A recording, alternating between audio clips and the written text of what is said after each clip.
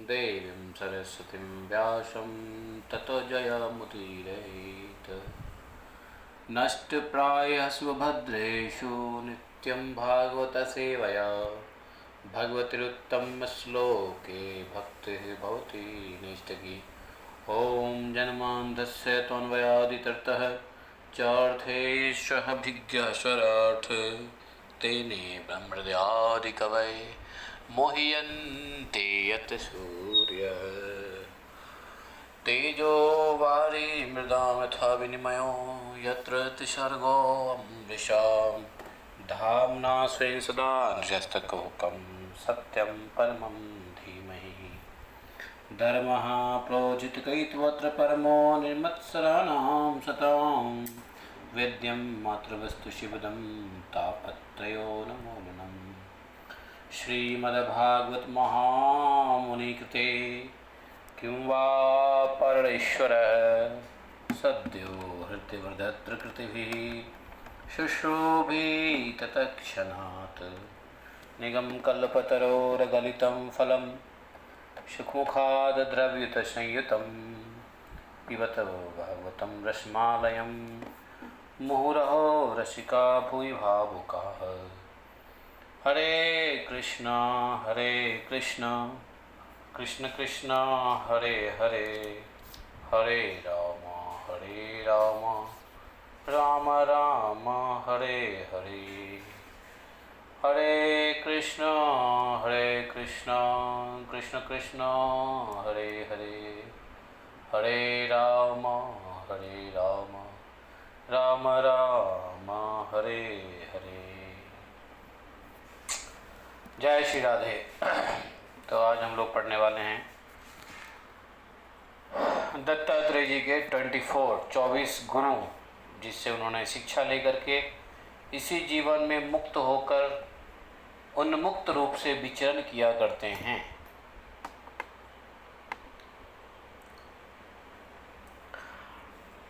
तो यतो यद अनु किसका खुला हुआ है? म्यूट करो, म्यूट प्लीज। यतो अनुग्रहो यतो यद अनुशिक्षामि यथा वा नाहुसात्मज तत्तथा पुरुषव्याघ्र निबोध कथयामि ते।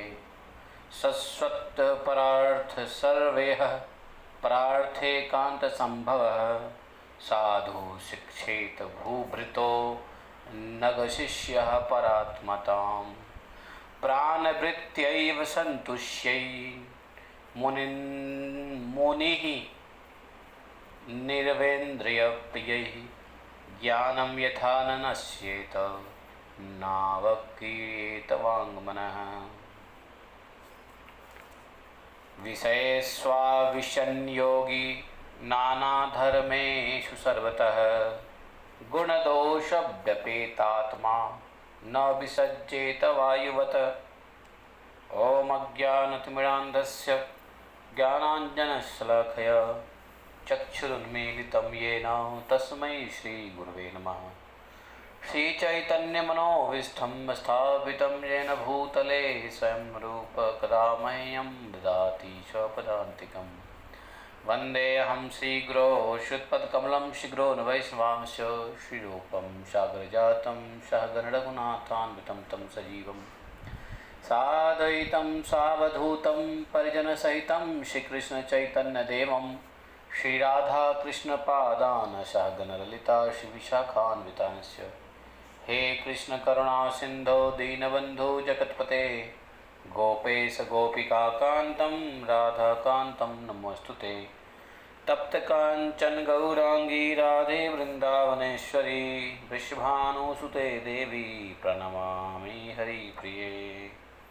वाञ्छाकल्पतरुभ्यश्च कृपा सिन्धुभैव च पतितानां पावनेभ्यो वैष्णवेभ्यो नमो नमः।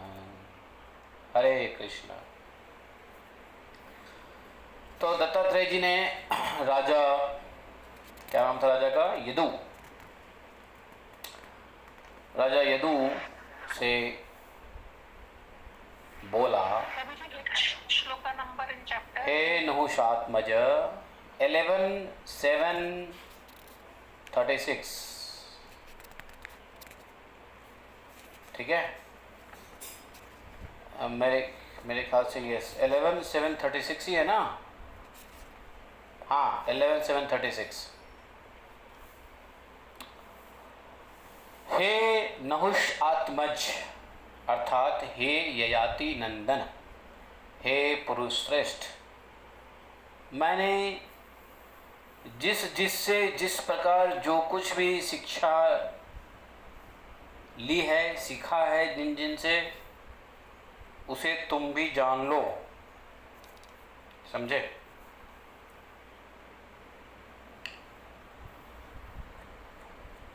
जीवों के द्वारा सदैव आक्रांत होते रहने पर भी धैर्य संपन्न पुरुष को चाहिए कि वह उसे प्रारब्धवशात होना समझकर अपने मार्ग से कभी भी विचलित नहीं हो। यह मैंने पृथ्वी से शिक्षा प्राप्त किया है। जीवों के द्वारा आक्रांत होते रहने पर भी, पृथ्वी के ऊपर कितने आक्रांत हुए या होते रहते हैं,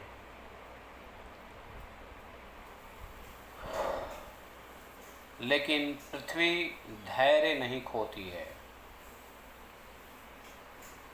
तो हमारे आसपास के जितने भी जीव हैं, उनके साथ भी यदि ऐसी आक्रांत भाव में कुछ गड़बड़ियां हो भी जाए तो हमें धैर्य नहीं खोना चाहिए।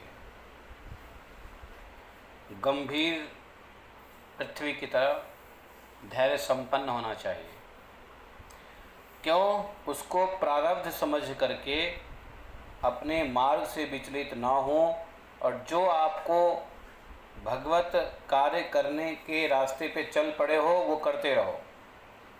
क्योंकि आपको मालूम है जो आप चाह रहे हो वही सत्य है, भगवत मार्ग। ऐसा नहीं आप कुछ भी चाह रहे हैं, भगवत कार्य, भगवत मार्ग, भगवत उपासना अनुष्ठान या भगवत मय जीवन यापन, जो कुछ भी भगवान की प्रसन्नता के लिए हो रहा है, ऐसे मार्ग से विचलित नहीं होना चाहिए।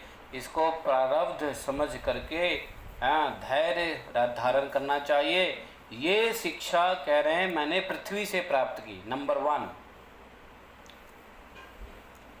है कि नहीं। और पृथ्वी की ऐसी धारण शक्ति से ही पृथ्वी का नाम धृति भी है। तो भूतैर आक्रम्यमाणो अपि,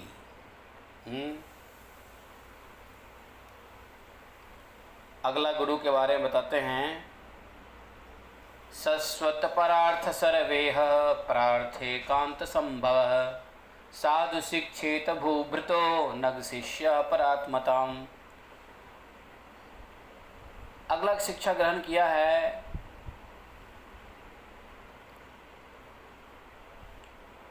कि पृथ्वी के ही विकार पर्वत और वृक्ष है। पृथ्वी से ही तो पर्वत और वृक्ष निकलते हैं।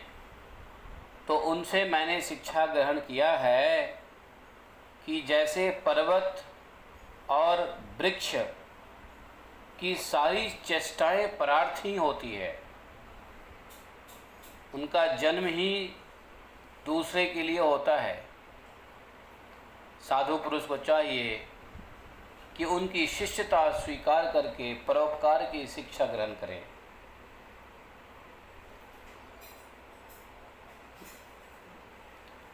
वृक्ष या पर्वत कभी अपने लिए नहीं खड़े रहते हैं, वो उनकी सारी चेष्टाएं परार्थ, अर्थात परार्थ का मतलब हो गया परोपकार, दूसरों को उपकार करने के लिए होता है।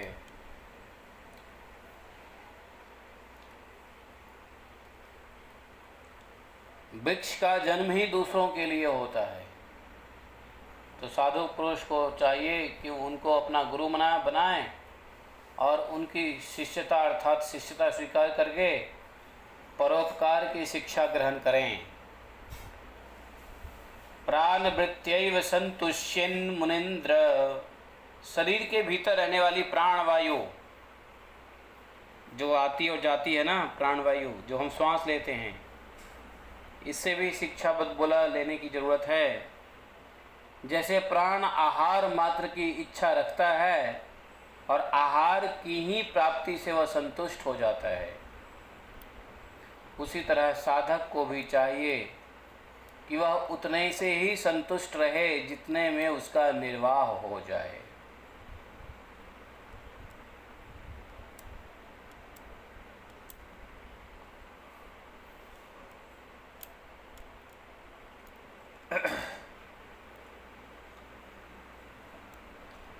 इंद्रियों को तृप्त करने के लिए बहुत से विषयों को नहीं चाहे, बहुत सारी इच्छाओं को पूर्ति ना करें इंद्रियों को तृप्ति करने के लिए।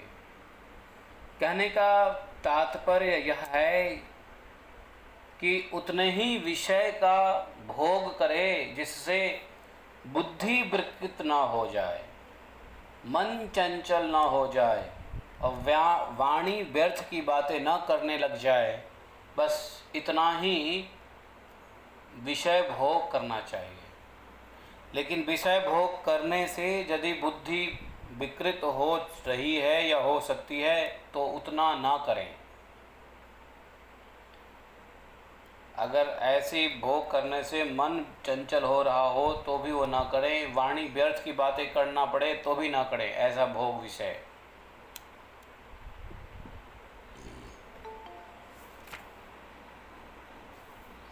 विषयेष्वा विसंयोगी नाना धर्मेषु सर्वतः गुणदोषव्यपेतात्मा न विशेषज्जेत वायुवत।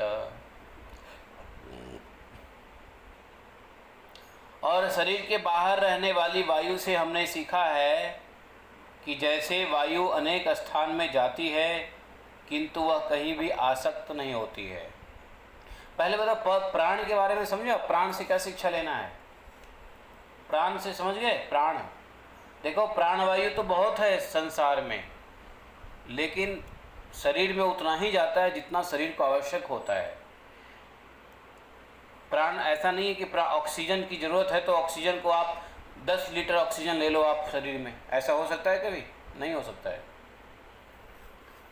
तो हर बार जितनी ऑक्सीजन से काम चल जाता है उतना ही शरीर ऑक्सीजन लेता है, प्राणवायु लेता है। तो इसलिए कहा कि प्राणवायु से इतना सीखो कि जितना जरूरत हो उतना लो भोग की वस्तु। अब प्राणवायु को किसी मशीन से ठूंस दो ज़्यादा तो क्या होगा? लंग्स फट जाएगा। नहीं, लंग्स की कैपेसिटी है ना। तो यहाँ पर विषय भोग को उतना ही कह रहे हैं, लो जितना बुद्धि खराब ना हो, वाणी बाचाल ना हो इत्यादि। और फिर जो हवा शरीर से बाहर चलती है वायुमंडल में, तो उससे उन्होंने क्या सीखा है कि जैसे वायु बहुत स्थान पर जाती है लेकिन कभी भी उस स्थान से उसका आसक्ति नहीं होता है, वह किसी भी स्थान के गुण दोष को नहीं अपनाती है। उसी तरह साधक भी आवश्यकता बस भिन्न भिन्न धर्मों स्वभाव वाले विषयों में जाए परंतु अपने लक्ष्य पर स्थिर रहें। अलग अलग धर्म और स्वभाव वाले विषयों में जा सकते हैं साधु, लेकिन अपना लक्ष्य में स्थिर रहें, कृष्ण कॉन्शसनेस, भगवत प्राप्ति। जैसे अलग अलग धर्म स्वभाव वाले, मतलब समझ लो, मान लो कि हम चले जाते हैं किसी और धर्म स्वभाव में, तो उससे वैर नहीं लेकिन उससे आसक्ति भी नहीं। आसक्ति अपने लक्ष्य से, किसी के गुण या दोष को ना अपनाएं, वह किसी से आसक्ति या द्वेष ना कर लें। अपना लक्ष्य जो है, जो भी लक्ष्य है जिसका, उस पे स्थिर रहे। और भगवत प्राप्ति के अलावा कोई लक्ष्य है तो लक्ष्य भी बेकार है। तो इसलिए अपना लक्ष्य का कहने का अर्थ यह है कि भगवत प्राप्ति का लक्ष्य। क्योंकि अपना लक्ष्य क्या है? किसी का कोई अपना नहीं है भाई, आत्मा तो सबके अंदर एक ही है ना। तो भगवत धाम जाने की बात हो रही है तो सबका लक्ष्य एक है, लेकिन कहने के लिए कह देते हैं अपना लक्ष्य। अपना लक्ष्य अलग अलग है तो लक्ष्य गलत है। एक ही लक्ष्य है। एकम शास्त्रम देव की पुत्र गीतम एको देवो देव की पुत्र एवं एकम मंत्र तस् नामानि यानी कर्मापि तस्य दिवस्य सेवा और तस्य देवस्य एवं प्राप्ति। बस अपना अपना क्या होता है? अपना अपना क्या है? अपना अपना तो शरीर है, बाकी आत्मा तो सबका एक ही है। शरीर अपना अपना, आत्मा सबका एक है। आत्मवत् सर्वभूतेषु यह पश्यति सह पश्यति है। हर मनुष्य के अंदर आत्मा एक ही है और उस आत्मा का लक्ष्य है परमात्मा। और परमात्मा के अलावा जो भी लक्ष्य है वो सब बेकार के लक्ष्य हैं। अगर सारे लक्ष्य एक नहीं होते, सभी आत्माओं का लक्ष्य एक नहीं है, तो क्यों ध्रुव महाराज जी ने श्वास रोका तो पूरी संसार सृष्टि का श्वास रुक गया? क्योंकि पूरे सृष्टि में सारे जीवित शरीरधारी एक आत्मसूत्र से बंधे हुए होते हैं। आत्मसूत्र समझते हो नहीं समझते हो? आत्मा के सूत्र से बंधे होते हैं। इसलिए ध्रुव महाराज ने जब तपस्या करके अपने श्वास को रोक लिया आदित्य टीला पे, तो ब्रह्मा से लेकर के छोटे से छोटे अदृश्य प्राणी तक के श्वास रुक गए, क्योंकि सब में एक ही आत्म तत्व है। एक आत्मा ने हठ कर लिया, सबका रुक गया।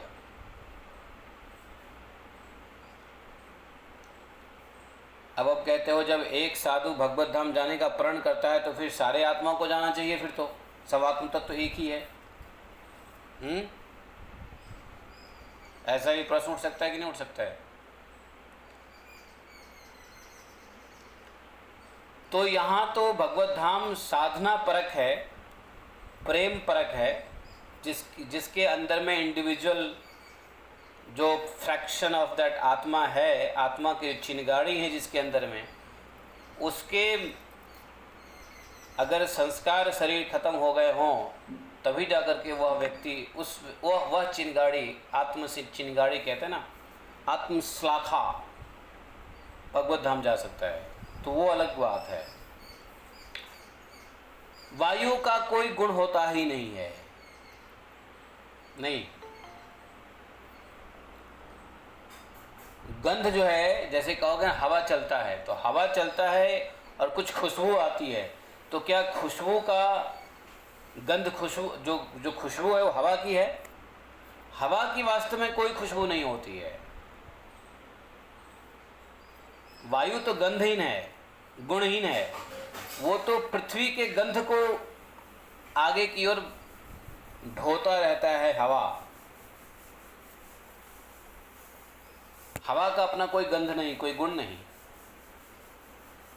गंध पृथ्वी की होती है और वह गंध जो है वायु ट्रेवल करता रहता है, वहन करता रहता है, ढोता रहता है। और ये गंध को ढोने पर वायु शुद्ध रहती है और गंध से उसका संपर्क भी नहीं होता है।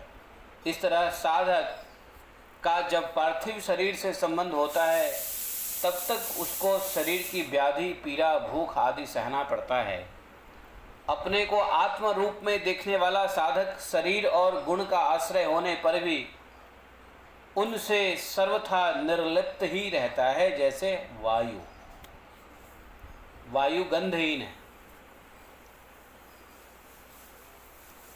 तो जब तक शरीर के साथ उसका संबंध रहता है तब तक ही भूख, पीड़ा आदि सहन करना पड़ता है।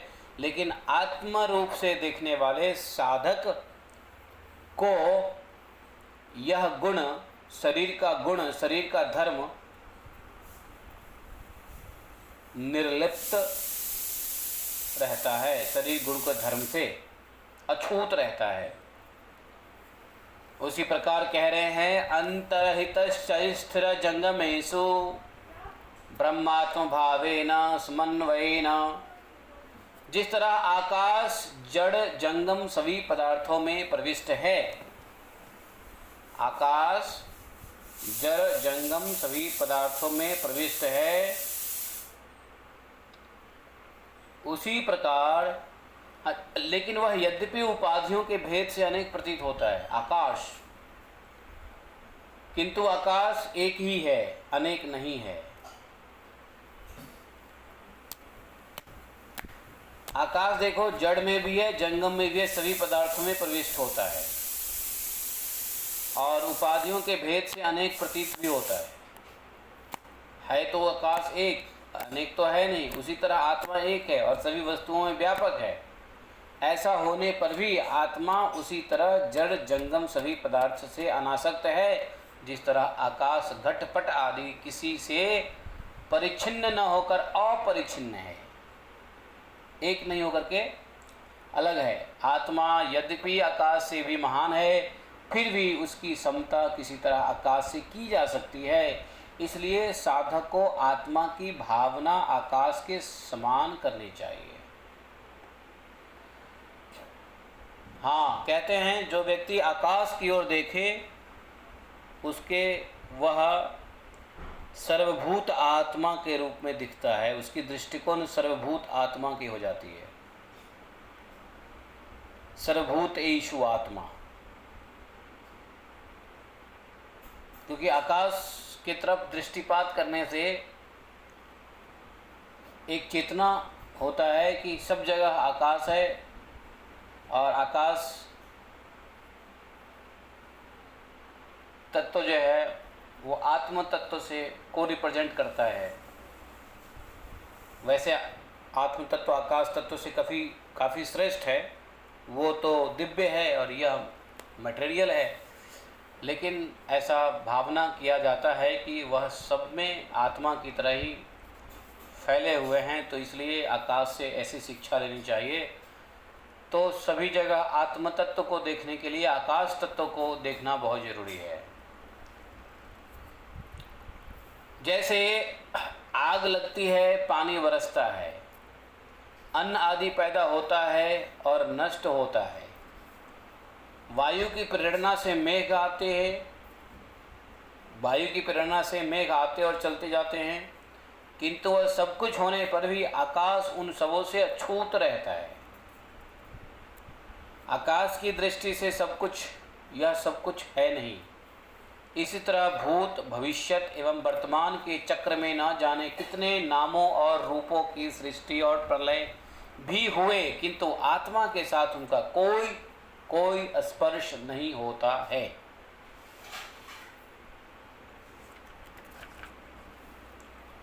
स्वच्छ प्रकृतितः स्निग्धो माधुर्य स्थिर तीर्थ भूर्णिणं मुनि पुनात्यपाम मित्र पिक्षो स्पर्श कृतनै। जल, जिस तरह जल स्वच्छ स्वभावतः चिकना होता है, मधुर होता है, पवित्र करने वाला होता है जल, तथा गंगा आदि तीर्थों का नामोच्चारण से लोग पवित्र हो जाते हैं, उसी तरह जल से शिक्षा ग्रहण करने वाले साधक भी स्वभावतः शुद्ध स्निग्ध मधुरभाषी लोक पावन होता है।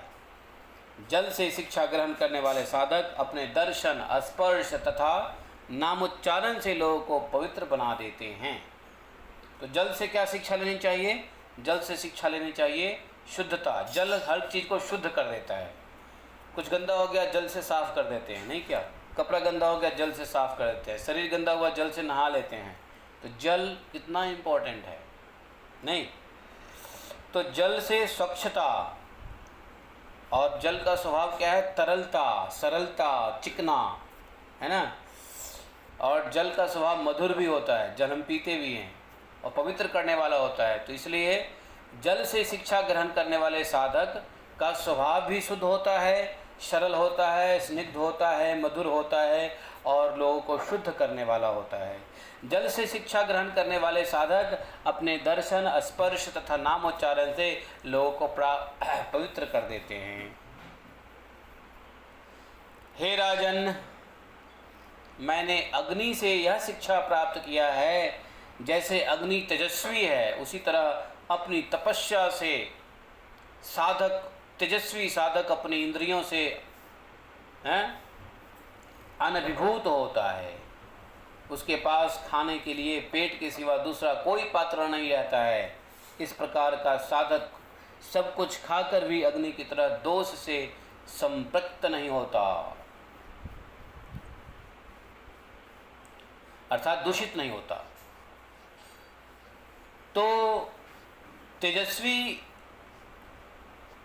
ये गुण है अग्नि का, तो इससे शिक्षा प्राप्ति का वर्णन किया है।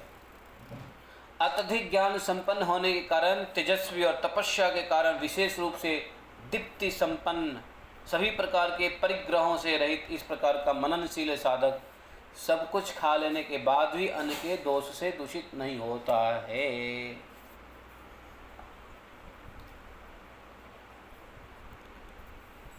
अग्नि से ही प्राप्त दूसरे गुणों को बतलाते हैं। जिस तरह अग्नि लकड़ी आदि में अप्रकट और कहीं प्रकट होता है, उसी तरह साधक को भी कहीं अप्रकट और कहीं प्रकट रहना चाहिए, जिससे कल्याणकामी पुरुष उनकी उपासना कर सके। इस प्रकार साधक भोजन देने वाले के पूर्वार्ध एवं उत्तरार्ध को भस्म करते हुए भोजन करता है। साधक पुरुष को इसका विचार करना चाहिए कि जिस तरह अग्नि लंबी चौड़ी टेढ़ी सीधी लकड़ियों में रहकर लकड़ियों की ही समान लंबी चौड़ी दिखती है, किंतु वस्तुतः वैसा होते नहीं अग्नि, उसी तरह सभी में व्याप्त आत्मा भी अपनी माया संचित कार्य कारण रूप से इस जगत में व्याप्त होने के कारण उन वस्तुओं से कोई संबंध नहीं होने पर भी उनके रूप में प्रतीत होने लगता है। वैसे तो कोई रूप नहीं है, बट प्रतीत होने लगता है। ये अग्नि से सीखा। और चंद्रमा से क्या सीखा? विसर्गद्या श्मशानांता भावा देहस्य नात्मनः कला नामेव चंद्रस्य काल ने अव्यक्त वर्तमना। मैंने चंद्रमा से यह सीखा कि जिसकी गति का पता नहीं चलता, चंद्रमा की गति का पता चलता है, उस काल के प्रभाव से चंद्रमा की कलाएं घटती और बढ़ती है। चंद्रमा की अपनी कोई गति नहीं होती है, काल के प्रभाव से चंद्रमा घटती है और बढ़ती रहती है। किंतु चंद्रमा तो चंद्रमा है, वह ना तो घटता है ना तो बढ़ता है। दिखता है चंद्रमा घटते बढ़ते हुए, लेकिन वास्तव में चंद्रमा नहीं घटता बढ़ता है, हैं? वैसे ही जन्म से लेकर मृत्यु तक होने वाली सारी शारीरिक अवस्थाएं, आत्मा का उन सबों से कोई संबंध नहीं है। आत्मा नहीं घटता है न बढ़ता है, शरीर घटता है बढ़ता है, नष्ट होता है जन्म लेता है। चंद्रमा भी ऐसे ही है, चंद्रमा स्थिर रहता है लेकिन घटता बढ़ता, पूर्णिमा के दिन फुल हो जाता, अमावस्या के दिन खत्म हो जाता, बाकी दिन घटता बढ़ता रहता। लेकिन चंद्रमा का साइज वाइज सब एक ही है, चंद्रमा चंद्रमा है। तो यहाँ आत्मा को चंद्रमा से एक उपमा दिया है। जिस तरह आग की लपट छन छन में उत्पन्न नष्ट होती है, उसका वह क्रम निरंतर चलता रहता है किंतु दिखाई नहीं पड़ता, वैसे ही जल प्रवाह के समान वेग काल के द्वारा प्रत्येक क्षण में प्राणियों के शरीर की उत्पत्ति और नाश करता रहता है। किंतु अज्ञानवश काल का ऐसा चक्र दिखाई नहीं पड़ता है। समय निकल जाता है, हमको पता नहीं चलता है। क्या कारण है? कारण हमारी इंद्रियां हैं, जो मन को अपने वश में करके मन को इस सच्चाई से मोड़ देता है। नहीं बेटा, अभी तो जीवन जीना है।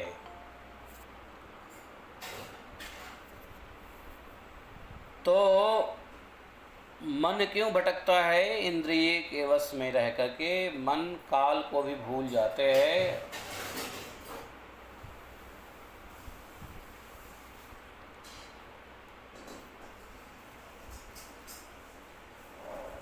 जिस तरह सूर्य अपनी किरणों से पृथ्वी की जल खींचती है, सूर्य क्या करते हैं, अब पृथ्वी अपनी किरणों से अर्थात ताप से पृथ्वी के जल को खींचते हैं और समय आने पर उसकी वर्षा कर देते हैं।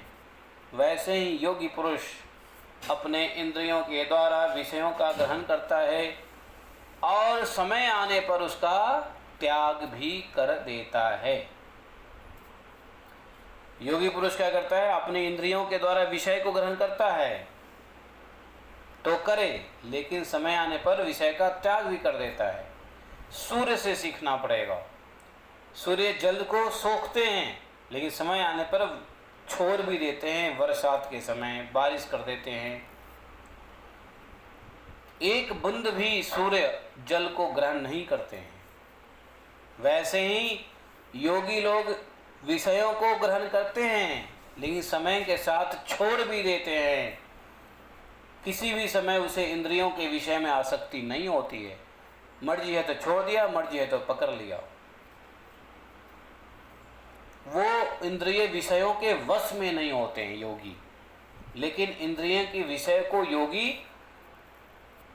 उपभोग कर सकते हैं बिना आसक्ति के।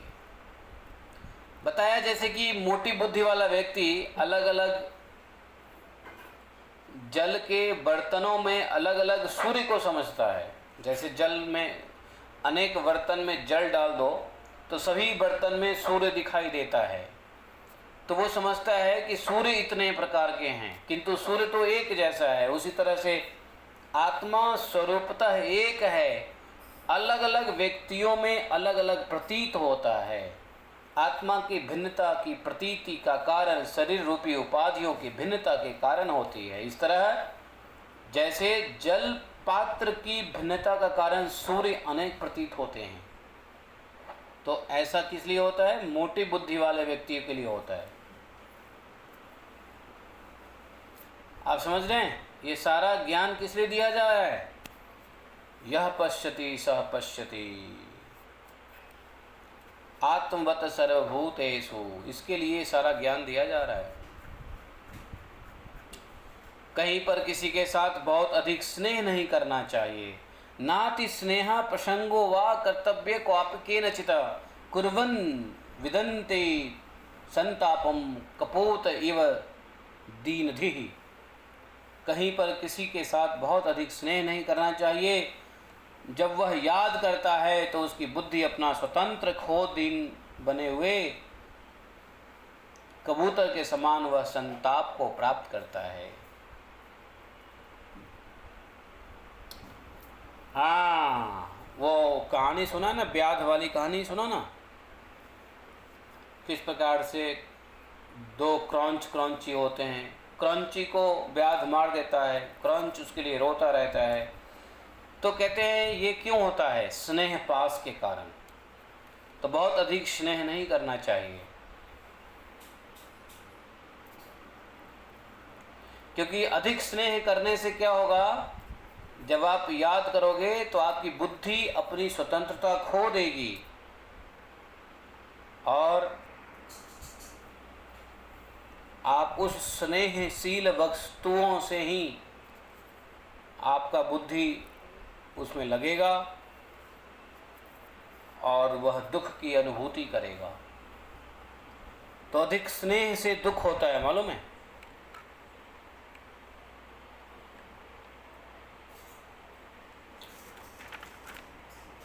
कपोतः कश्चनारण्ये कृतनीडो वनस्पतैः कोपत्याभारया धातुर्मुवास किचित् समा। देखो वन में एक वृक्ष पर अपना घोंसला बनाकर रहने वाले कबूतर अपनी पत्नी कबूतरे के साथ कुछ वर्षों तक निवास किया। उदाहरण दे रहे हैं, कबूतर कबूतरी एक साथ कुछ वर्ष तक निवास किया और गृहस्थ धर्म उन दोनों कबूतर को जोड़ों के हृदय में एक दूसरे के प्रति बड़ा प्रेम निरंतर बढ़ता रहा। क्या थे वो, गृहस्थ धर्मी थे। अब वे दोनों दृष्टि से दृष्टि, अंगों से अंग, बुद्धि परस्पर एक दूसरे का साथ मिला रखे थे। एक कबूतर जिधर देखता कबूतरी उधर देखती, कबूतरी जिधर देखती कबूतर उधर देखता, कबूतरी जो करती वो कबूतर करता, कबूतर जो करता वो कबूतरी करता।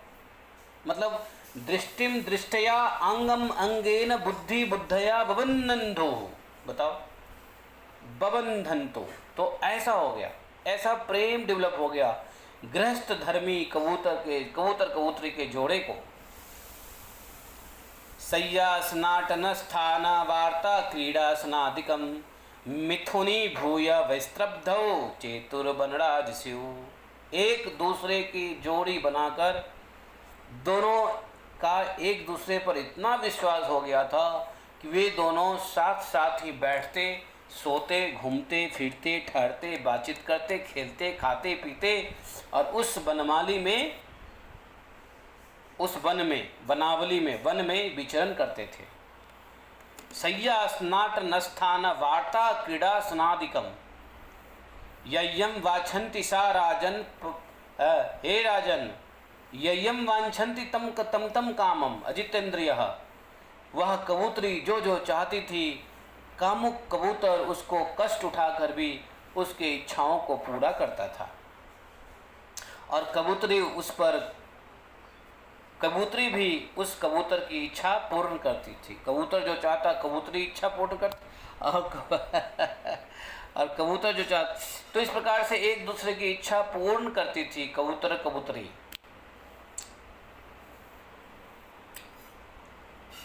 ये गांव में ऐसा एग्जाम्पल भी दिया जाता है। कुछ दंपति ऐसे होते हैं जो एक दूसरे से इतना प्रेम करते हैं, उसको कबूतरा कबूतरी भी कहते हैं। आज भी ऐसा संज्ञा दिया जाता है, कबूतरा कबूतरी।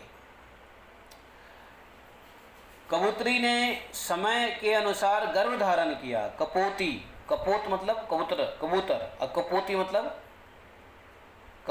कबूतरी। कपोति प्रथमं गर्भं गृह्णवन्ति काल आगते अंडानि सुषुवे नीडे सपत्युः सन्निधौ सति। कबूतरी ने समय के अनुसार गर्भ धारण किया और अपने पति के सन्निकट में ही उसने एक अंडा दिया। समय के अनुसार तेषु काले विजायन्त रचिता वयवाहरे। समय के अनुसार अंडे फूटे और श्रीहरि की अचिंत्य शक्ति के द्वारा अंगों वाले बच्चे निकले। उनके अंग और रोएं कोमल थे। पुत्र वात्सल्य से संपन्न कबूतर कबूतरी प्रजा पोषुतः प्रीतौ दंपति पुत्र वत्सलौ शृण्वन्तौ कुंजितौ तासां निवृत्तौ कलभाषितौ। पुत्र वात्सल्य से संपन्न कबूतर कबूतरे उन बच्चों की मनोहर कुजित को सुनकर आनंद मग्न होकर अपने बच्चों का पालन पोषण करने लगते थे। सदा प्रसन्न रहने वाले बच्चे अपने सुकुमार पंख से जब अपने माँ बाप का स्पर्श करते, कुटर कुटर कूदते, मनोहर चेष्टाएं करते, फुदक फुदक कर अपनी माँ बाप के पास दौड़ आते, तो कबूतर कबूतरी को बड़ा आनंद होता था। ऐसा ही आनंद मनुष्य को भी होता कि नहीं होता है? शादी हो जाती है, दोनों पति पत्नी खूब कुछ दिन तक एक दूसरे से खूब प्रेम करते हैं। यहाँ जाना साथ में, वहाँ जाना साथ में, तो खाना साथ में, तो खिलाना साथ में, इतना प्रेम होता है कुछ नवविवाहितों में कि एक दूसरे के मुंह से रोटी छीन के खाते हैं और दिखाते हैं कि हम कितना प्रेम करते हैं। ऐसा प्रेम आप लोगों ने देखा है? नहीं देखा है? कभी किसी ने प्रेम किया हो तो समझ में आ रहा होगा कैसे लोग एक दूसरे से खाते हैं, खिलाते हैं। एक को मुंह में रोटी डाल देंगे, वो आगे थोड़ा सा निकाल देगी, दूसरा उसी मुंह से निकलेगा, और ऐसे प्रेम करते हुए बेचारे जीवन यापन करते हैं। शादी हो जाती है, बच्चे हो जाते हैं, बच्चे के साथ जो है ना मनोरंजन शुरू हो जाता है और वहाँ से आसक्तियाँ चालू हो जाती है। और सुनो क्या होता है, इन दोनों के हृदय परस्पर में एक दूसरे के स्नेह से बंध गया। ये सब भगवान की माया से मोहित होने के कारण वे अपने बच्चों को ही पालन पोषण में व्यग्र रहते थे। अब जो यूथ होता है, यूथ वो शादी करेगा, बच्चा हो गया तो पूरा एनर्जी बच्चे को पालन पोषण करने में, घर वाले को खुश करने में, घर को सजाने में, या जो कुछ भी है नाते रिश्तेदारियों में, हाँ ही में ढंका डिडी ढुडू फलाना ढमकाना, समय बीतता रहता है, बीतता रहता है, बीतता रहता है। भगवान की माया से इतना मोहित हो जाते हैं, उनको पता ही नहीं रहता है उस समय में क्या क्या सत्संग होता है, क्या भगवान की भक्ति होती है, क्या क्या होता है। और कभी कभी तो भगवान के भक्ति में रह करके भी माया मोहित हो ही जाते हैं लोग। तो एक दिन क्या हुआ, कहते हैं एकदा जगमतुस्तासा मन्नार्थम तो कुटुम्बिनौ परितः कानेन तस्मिन्नर्थिनौ चेरतुश्चिरम। एक दिन वे दोनों, कौन, कबूतरा कबूतरी, अपने बच्चों को चारा लाने के लिए गए और देर तक उस वन में घूमते रहे। वहाँ कौन घूम रहा था, बहेलिया। एक बहेलिया संयोगवशात घूमता हुआ उन बच्चों को अपने घोंसले के पास फुदकते हुए देखकर जाल फैलाकर पकड़ लिया। गृहते जाल मातत्य चरत स्वालयांतिके। छोटे छोटे बच्चों को जो फुदक रहे थे उसको जाल बिछा के पकड़ लिया। कबूतर कबूतरी कपोतश्च कपोती च प्रजापोषे सदोत्सुकौ। कपोत कपोती, कबूतरा कबूतरी दोनों अपने बच्चों के पालन में सदा तत्पर रहते थे। वन में गए हुए जब वे दोनों अपने घोंसले के पास आए तो कबूतरी अपने छोटे बच्चे को जाल में बंधे हुए देखकर अत्यंत दुखी और चोंच चे चे करते हुए देखकर चिल्लाती हुई उन सबों के पास आकर जाल में फंस गई। तो बच्चों के साथ खुद भी जाल में फंस गई। परमात्मा की माया से मोहित उसका अंतःकरण अत्यंत दुखी हो रहा था। वह उमड़ते हुए स्नेह की रस्सी से बंधी हुई थी। अपने बच्चों को जाल में फंसा देखकर उसे अपनी भी यादगारी नहीं रही और स्वयं जाकर जाल में फंस गई। कबूतर भी अपनी आत्मा से भी प्रिय अपने पुत्र को और अपने प्राण के समान प्रियतमा कबूतरी को बंधे हुए देखकर अत्यंत दुखी हो गए और विलाप करने लगा। सुनो, ये कथा कौन कह रहे हैं? अवधूत दत्तात्रेय। मैं नहीं कह रहा हूँ ये कबूतरा कबूतरी की कथा, ये दत्तात्रेय जी बोल रहे हैं सारी बातें। भागवतम से एक भी शब्द मैं अलग से नहीं बोल रहा हूँ। अहो में पश्चातापाय अल्प पुण्यस्य दुर्मते। अरे मैं कितना अभागा हूँ, वो सोचने लगा। जब फंस गया तो सोचने लगा, अरे मैं कितना अभागा हूँ, दुर्मति हूँ। तब तक मेरा नाश हो गया, अब मैं तृप्त भी नहीं, अभी तक तो मैं तृप्त भी नहीं हुआ था, अभी तक तो मेरी आशाएं पूरी भी नहीं हुई थी कि त्रिवर्ग अर्थात धर्म अर्थ काम का साधन भूत घर ही नष्ट हो गया। अनुरूपानुकूला च इससे में पति देवता।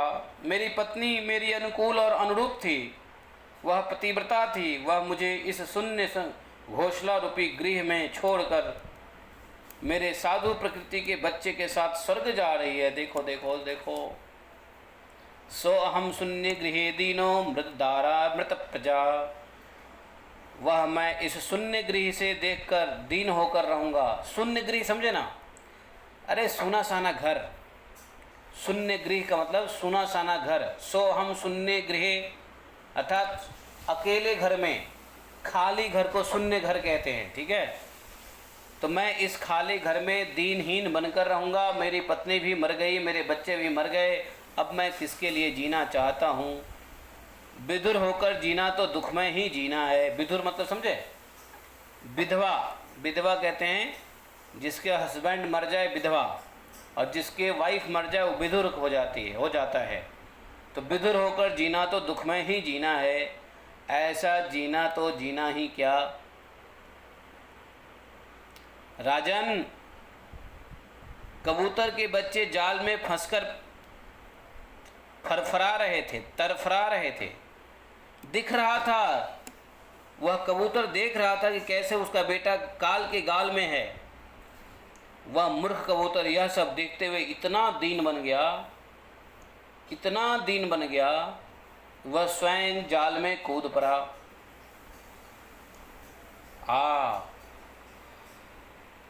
सुसाइड कर लिया उसने, स्वयं जाके जाल में कूद पड़ा। जानते हो, इस संसार में अधिक स्नेह भी सुसाइड का कारण बन जाता है। आप लोग को नहीं मालूम है, हमारे माइंड में बहुत सारे केमिकल उत्पन्न होता है, ठीक है। अगर आप रिसर्च करोगे, कोई एमए साइकोलॉजी है यहाँ, किसी ने मास्टर इन साइकोलॉजी पढ़ी है? कोई पढ़ा हो तो बताओ, नहीं पढ़ा हो तो मैं बताता हूँ। मास्टर ऑफ साइकोलॉजी में ब्रेन के बारे में बहुत पढ़ाई होती है, किस किस प्रकार के ब्रेन में केमिकल्स उत्पन्न होते हैं, वो केमिकल किस किस प्रकार का भाव पैदा करता है।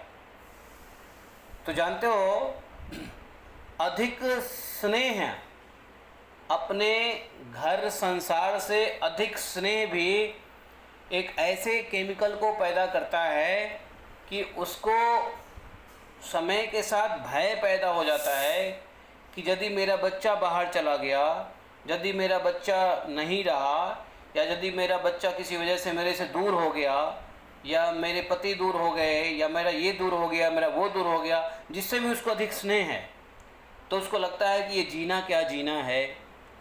एक केमिकल दिमाग से निकलता है और उसको अपनी लाइफ एंड कर देता है, और वह व्यक्ति सुसाइड कर लेता है।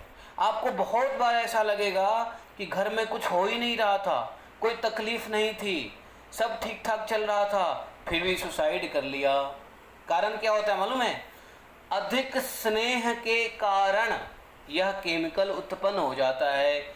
इसलिए घर में थोड़े बहुत लड़ाई झगड़े भी होने चाहिए।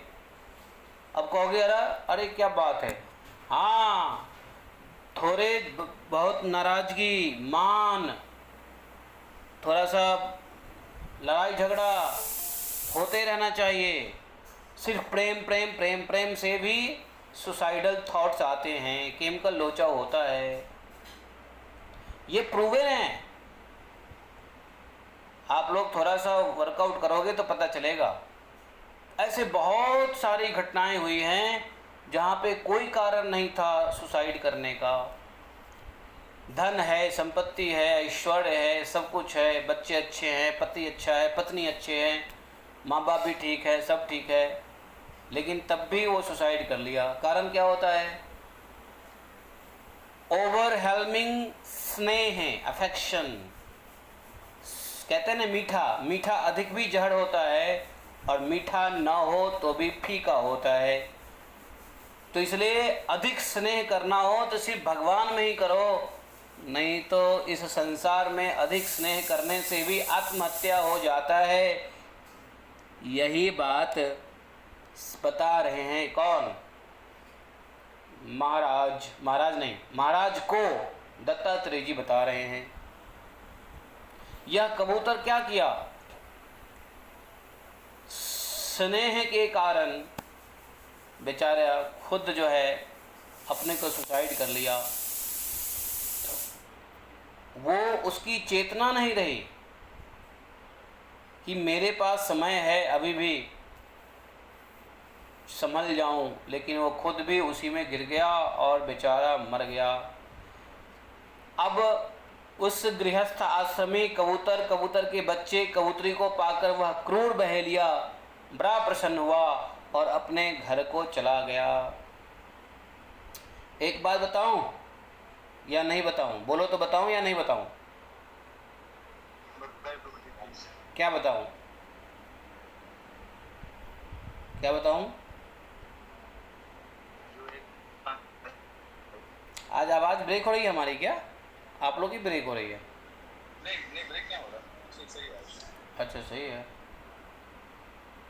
एक बात बताऊं, वो यही बात ये कह रहा था कि भगवान राधा कृष्ण से अधिक प्रेम करने वाले दंपति तो इस दुनिया में नहीं हो सकते ना, जो भगवान ने एग्जाम्पल सेट किया है। अपने ही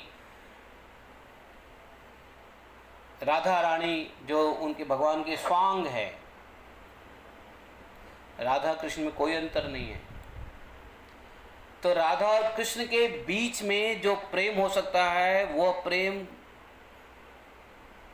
तो सांसारिक है ही नहीं, लेकिन सांसारिक दृष्टिकोण से भी देखोगे तो वैसा प्रेम संसार में नहीं हो सकता। लेकिन फिर भी राधा कृष्ण के बीच में भी क्या होते थे, थोड़ा सा मान होता था। राधा रानी रूठती थी, भगवान मनाते थे नहीं, इसलिए भगवान का एक नाम पड़ा क्या क्या, राधा रूठती थी, भगवान मनाते थे। इस गुण के लिए भगवान का एक नाम पड़ा। कौन सा नाम पड़ा, जल्दी बताओ। नहीं नहीं, राधा रमन तो ये हुआ कि राधा को मनोरंजन प्रदान करने वाले, राधा को मनाने वाले। राधा रूठी थी तो भगवान मनाते थे। इस स्वभाव के लिए भगवान का कौन सा नाम पड़ा, जल्दी बताओ, नहीं तो सब फेल हो जाओगे आज। रास बिहारी ना, राधा जी के हृदय में रमन करने वाले ना। उत्तर सही दे दोगे तो मैं प्रश्न ही क्यों पूछूंगा। है जल्दी बता दो प्रभु जी, सस्पेंस इंक्रीज कर लो। इतना सही, इतना जल्दी उत्तर दे दोगे तो मेरे प्रश्न तो भैया साधारण थोड़ी ना होते हैं। मेरे प्रश्न साधारण नहीं होते हैं। मेरे प्रश्न ऐसे होते हैं जो 100 में 10 बच्चे पास कर सके बस। 90 फेल। तो यहाँ पे 13 लोग हैं, हमारे को मिला के 13 लोग हैं, तो कम से कम 3 लोग तो पास करें। नहीं, 10% कितना हुआ, 2 लोग तो पास करें भाई कम से कम। चलो मुझे मालूम है मैं पास कर गया, एक और आदमी पास तो हो जाओ कम से कम।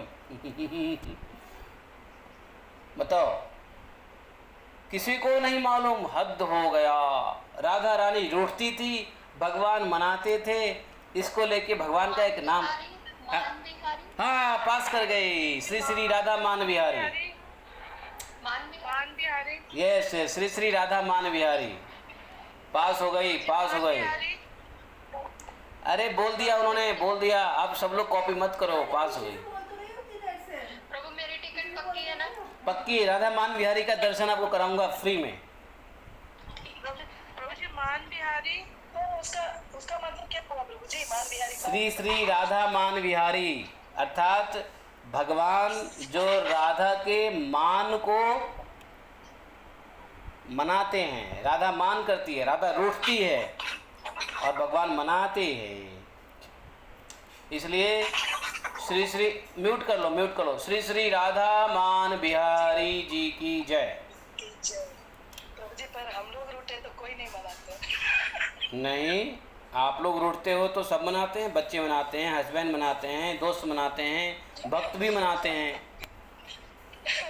नहीं प्रभु जी, अच्छा, हमको ही मान लेना पड़ता है और फिर चलते रहना पड़ता है। तो बढ़िया है। चेतन महाप्रभु ने कहा है, अमानि मान देना कीर्तनिया सदा हरि। हाँ प्रभु जी, इसलिए तो हम यहाँ पे हैं। बस, आप शुद्ध भक्त हैं, इसलिए आपको मनाने की जरूरत नहीं है। आप मान देते हो, आपको मान नहीं चाहिए। ठीक है, बढ़िया है, मत मान करो। वाकई में मान तो सिर्फ राधा रानी करने राधा रानी ही मान के लायक है, बाकी तो सब अपमान के लायक है। सिर्फ राधा रानी ही मान के लायक है, बाकी सब अपमान के लायक है। क्योंकि बाकी जीव को मान दोगे तो जीव अहंकार में हो जाएगा, अपमान दोगे तो उसके अंदर आएगा ओ हो, है कि नहीं। छोटे मोटे लोग देखो कितना दैन्य बने रहते हैं, उसको घड़ी घड़ी लोग अपमान करते रहते हैं। घर में काम वाली आती है, ये कर दे, अरे ये कैसे किया, वो कैसे किया। और कभी कभी घर में काम वालों के बीच अगर बहुत ज़्यादा हुआ तो प्लास्टिक मान दे देते हैं। प्लास्टिक मान मतलब दिखावे का मान। लेकिन क्या होता है, छोटे मोटे लोगों को अपमानित ही होना पड़ता है और इसलिए उनके अंदर दैन्य भाव रहता है। जी हुजूर, जी सरकार, जी सरकार, जी सरकार, नहीं क्या। क्योंकि छोटे मोटे लोग होते हैं ना, सफाई कर्मचारी, ये वो मान को कोई नहीं देता, इसलिए वो दैन्य रहते हैं। और मान देने लग जाओ छोटे मोटे लोगों को, तो उनकी दैन्यता खत्म हो जाती है। वो भी कहेंगे हाँ मैं हूँ सफाई कर्मचारी।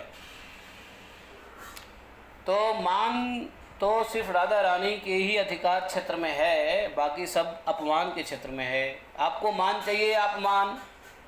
किसको मान चाहिए, किसको अपमान चाहिए? हाथ खड़ा कर लो। अपमान चाहिए, अपमान। अपमान चाहिए, क्या बात है, आप 24 कैरेट बात कर रहे हो। हाँ? वाह। अब यहाँ पे अपमान किसको चाहिए, मान किसको चाहिए? जिसको मान चाहिए क्या होगा, अपमान चाहिए क्या होगा? क्योंकि अपमान की अब अगर आप सोच के चलोगे मुझे अपमान मिलने वाला है और अपमान मिल गया तो आपको कोई प्रॉब्लम नहीं होगी, आपकी स्थिति बनी रहेगी। लेकिन सोच के चलोगे कि मुझे मान मिलना है और गलती से मान नहीं मिला, आप बड़े दुखी हो जाओगे। इसलिए अपमान की ही एक्सपेक्ट रखो, अमान ईमान देना कीर्तनिया सदा हड़ी ही। और भगवान ने ये भी कहा है गीता में, क्या कह दिया है गीता में? भगवान ने कहा है कि ये जो अमानित्वम, अदम्भित्वम, अहिंसा, क्षांति, आर्जवम, भगवान ने कहा ना गीता में अमानित्वम। चैतन्य महाप्रभु ने कहा ही है, लेकिन भगवान ने भी कहा है कि यदि आप में अमानित्वम होगा, अदम्भित्वम होगा, अहिंसा होगा, शांति होगा, आर्जवम होगा, तभी जाके भगवान के ज्ञान को हृदय में उतार सकते हैं। कौन सा श्लोक है वो? श्लोक नंबर बताओ, जल्दी बताओ श्लोक का नंबर। अमानित्वम, अदम्भित्वम, शांति, क्षांति, आर्जवम। ये चैप्टर नंबर 13 में होगा। देखो ये सारे ज्ञान 13 में है। अरे देखो मैं ये किताब निकाला और एक ही बार में निकल गया वो श्लोक। ऐसे कितने चमत्कार होते हैं रोज रोज, एक ही बार में श्लोक निकल गया।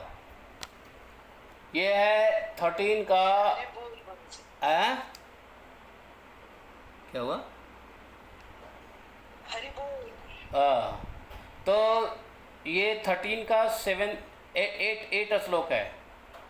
अमानित्वम, अदम्भित्वम, अहिंसा, क्षांति, आर्जवम, आचार्योपासनम, शौचम, ऐश्वर्यम, आत्म विनिग्रह। देखा इसमें भगवान इस 8वें श्लोक में, 8वां श्लोक है ना जी? कौन सा श्लोक है? 8वां श्लोक है। हाँ।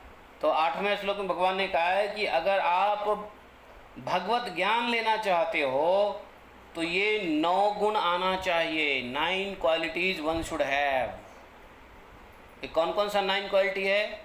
अमानित्वम 1, अदम्भित्वम 2, उसके बाद अहिंसा 3, चौथा क्षमा भाव, शांति, 5वां आर्जवम अर्थात मन वाणी की सरलता, 6ठा है श्रद्धा भक्ति रहित गुरुओं की सेवा, श्रद्धा भक्ति सहित गुरु की सेवा, 7वां है बाहर भीतर की शुद्धता, शौचम, 8वां है ऐस्थैर्यम और 9वां है आत्मा विनिग्रह, मन इंद्रियों सहित शरीर का निग्रह। ये 9 गुण होंगे तब दिव्य ज्ञान हमें मिलने वाला है। इसके अलावा ये 9 गुण नहीं होने के कारण ही हमारा भगवत गीता 100 बार पढ़ लो लेकिन मोह नष्ट नहीं होगा, क्योंकि ये 9 गुण हम में नहीं है। लोग कहते हैं ना भगवत गीता पढ़ लिया, समझ लिया, फिर भी मोह नहीं नष्ट हुआ। कारण क्या है? कारण यही है, ये 9 पॉइंट मिसिंग है। 9 पॉइंट में सम पॉइंट मिसिंग और ऑल पॉइंट मिसिंग और सेवरल पॉइंट मिसिंग है। एक भी पॉइंट मिस हो गया तो भगवत ज्ञान जैसे अर्जुन को समझ में आया वैसे नहीं समझ में आएगा।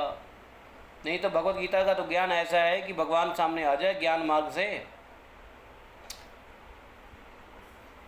तो ये हर हमेशा कोशिश करना चाहिए, ये 9 गुण को हमें लाना है। चलो आगे बढ़ते हैं। 13 का कौन सा? 13 का 13:8 प्रभु जी एक बार वो आकाश वाला फिर से बता दीजिए। क्या? वो आकाश से क्या सीखा? आकाश से सीखना चाहिए कि जैसे आकाश सब जगह व्याप्त है वैसे ही आत्मा सब जगह व्याप्त है। हमें दिखे ना दिखे या शरीर की भेद बुद्धि से हम अलग समझें, लेकिन आकाश आकाश ही है। जैसे हम अगर राधा कुंड पे आकाश को देखेंगे तो हम सोचते हैं हम इतना ही आकाश है, और अगर कनाडा में आकाश को देखोगे तो लगेगा कि इतना ही आकाश है, ऑस्ट्रेलिया के आकाश को देखोगे लगेगा इतना ही आकाश है कि नहीं? लेकिन आकाश ऑल परवेडिंग है। यही आकाश इंडिया के ऊपर है, यही आकाश ऑस्ट्रेलिया के ऊपर है, क्यों है कि नहीं है? जी। तो उसी प्रकार से चाहे मनुष्य कैनेडियन हो चाहे इंडियन, सब में आत्मा है, ऑल परवेडिंग। क्यों? आकाश से सीखना चाहिए। अभी आकाश में कहाँ चले गए? कहाँ बात चल रही है कबूतरा कबूतरी की, कपोत कपोती, आप आकाश में कहाँ चले गए पीछे? प्रभु जी वो जल्दी फास्ट समय को समझ में नहीं आया था। तो देखो ऐसा है, घर में प्रेम रखो लेकिन कबूतरा कबूतरी की तरफ प्रेम मत रखना। ज़्यादा स्नेह भी, ज़्यादा मिठास भी जहर हो जाता है, इसलिए मान अपमान होते रहना चाहिए। हाँ, रूठना मनाना चलते रहना चाहिए, थोड़ा झगड़ा झंझट होते रहना चाहिए। अगर मान लो झगड़ा नहीं हो घर में तो झगड़ा करने की एक्टिंग कर लेना, नहीं तो पड़ोसी का नज़र भी लग जाएगा। पड़ोसी कहेंगे हाय हाय कितना बढ़िया दंपति है, कभी लड़ाई तो होते देखा ही नहीं, उसके भी नज़र लग जाएंगे। इसलिए कम से कम थोड़ा सा दिखावे के लिए भी उठापटक कर लेना, ताकि पड़ोसी को लगे अच्छा ठीक है, अरे ये लोग भी लड़ते हैं है कि नहीं? जो दुष्ट आत्माएं हैं उनको शांति मिलती है, उनको लगेगा कि ये लोग भी लड़ते हैं और यदि उनको पता चला कि आप लोग नहीं लड़ते हो तो उनको लगेगा अरे ये कैसे, ये मनुष्यों में श्रेष्ठ हो गया क्या, दंपतियों में श्रेष्ठ हो गया क्या, आपस में लड़ते ही नहीं है। उनकी नज़र लग जाएगी, हाय लग जाएगा। इसलिए थोड़ा बहुत चलता रहना चाहिए, ठीक है? नारायण नारायण नारायण, ठीक है? तो राधा मान बिहारी, जब आप लोग आएंगे ना तो बरसाने में दानगढ़ के बाद मानगढ़ है, एक गांव है, उसी गांव में राधा मान बिहारी का मंदिर है। वहीं पे गहवर वन है, वहीं पे रमेश बाबा जी का आश्रम है, वहीं पे राधा मान बिहारी का बहुत बड़ा मंदिर बन रहा है। जानते हो, राधा मान बिहारी का बहुत बड़ा मंदिर बन रहा है। हाँ जी। हाँ, मोर कुटीर और वो सब वहाँ पे। हाँ मोर कुटीर, हाँ मोर कुटीर वहीं है, नीचे प्रेम सरोवर है। यस, आपको तो सब पता है भाई, कुछ ऐसा है जो पता नहीं आपको? मैं गई थी प्रभु जी इस बार में। किसके साथ गए थे?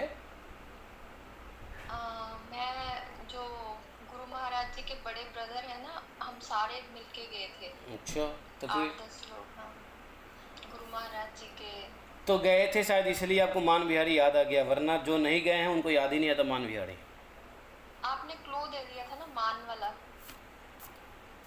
तो आगे कहते हैं यह प्राप्य मनुष्यम लोकम मुक्ति द्वारम आवृतम गृहे सुखवत्सत्त आरूढ़्यच्युतम विदुः। देखो, यह मानव शरीर मुक्ति का खुला हुआ द्वार है। अब आ जाओ, इस कबूतरा कबूतरी से शिक्षा क्या लेनी है, सुनो। यह मानव शरीर मुक्ति का खुला हुआ द्वार है, कौन कह रहे हैं? दत्तात्रेय बाबा। इस मानव शरीर को भी प्राप्त करके उस कबूतर पक्षी के समान अपने अपने परिवार में पालन पोषण करने में लगा रहता है मानव। वह बहुत ऊंचे चढ़कर गिर रहा है, शास्त्र की भाषा उसको आरूढ़ पतित हो कहते हैं। शास्त्र की भाषा में इसको कहते हैं आरूढ़ पतित, ऊंचा चढ़कर गिर जाना, अर्थात मनुष्य योनि बहुत ऊंचा प्राप्ति है, बहुत बड़ी उपलब्धि है, और फिर भी नीचे गिर जाना, इसको शास्त्र में कहते हैं आरूढ़ पतित। आरूढ़ पतित, ठीक है जी। तो यहाँ पर ये 7वां अध्याय समाप्त हो गया। अब 8वां अध्याय कल पढ़ेंगे, आज नहीं पढ़ेंगे। अभी इसमें और भी बातें सीखनी है। तो और भी गुरु हैं, 24 गुरु में अभी गुरु समाप्त नहीं हुआ है। तो आगे की गुरुओं की कथा, आगे जिससे शिक्षा लिया है, मधुमक्खी से, वेश्या से और मधु निकालने वालों से, इन सब से शिक्षा जो लिया है वो सब 8वें अध्याय में होगा। जानते हो 11th कैंटो अत्यंत ज्ञान भरा कैंटो है। जिसने 11th कैंटो पढ़ ली मज़ा आ जाए। दुख की बात है कि भागवत कथा करने वाले लोग 11th कैंटो तक पहुंचते ही नहीं हैं। 11th कैंटो भागवत कथा में करने लग जाए ना तब लोगों को ज्ञान मिले। तो 11th कैंटो को ध्यान से सुनिए, पढ़िए, समझिए, पूरे ज्ञान का सार है ये। हाँ, भगवान इसी में भगवान उद्धव को इंस्ट्रक्शन देते हैं, उद्धव गीता के रूप में। इसी में ये अवधूत की उपाख्यान है, इसी में नव योगेंद्र का संवाद है, इसी में नारद जी का भी उपदेश है कि कैसे मुक्त हो, समझे, निवृत्त हो। बोले ग्रंथराज श्रीमद् भागवतम की जय। एकम शास्त्रम देव की पुत्र गीतम, एको देवो देव की पुत्र एव, एकम मंत्र शतश्नामानि यानि कमापि तस्य दिवस्य सेवाः। तमेव माता च पिता तमेव बन्धुश्च सखा तमेव विद्या द्रविणं तमेव मम सर्वदेव देवः। कृष्णाय वासुदेवाय हरये परमात्मने प्रणतक्लेशनाशाय गोविन्दाय नमो नमः। हे कृष्ण करुणा सिंधो दीनबंधो जगतपते गोपेश गोपिका कांतम राधा कांतम नमस्ते। तप्त कांचन गौरांगी राधे वृंदावनेश्वरी वृषभानुसुते देवी प्रणमामि हरिप्रिये। वाञ्छाकल्पतरुभ्यश्च कृपा सिन्धुभ्यैव च पतितानां पावनेभ्यो वैष्णवेभ्यो नमो नमः। जय श्री कृष्ण चैतन्य प्रभु नित्यानंद, श्री अद्वैत गदाधर श्रीवासादि गौरभक्तवृंद। हरे कृष्ण कृष्ण कृष्ण हरे हरे, हरे राम राम राम हरे हरे। जय जय श्री राधे श्याम। हरे कृष्णा हरे राम। हरे कृष्ण प्रभु जी।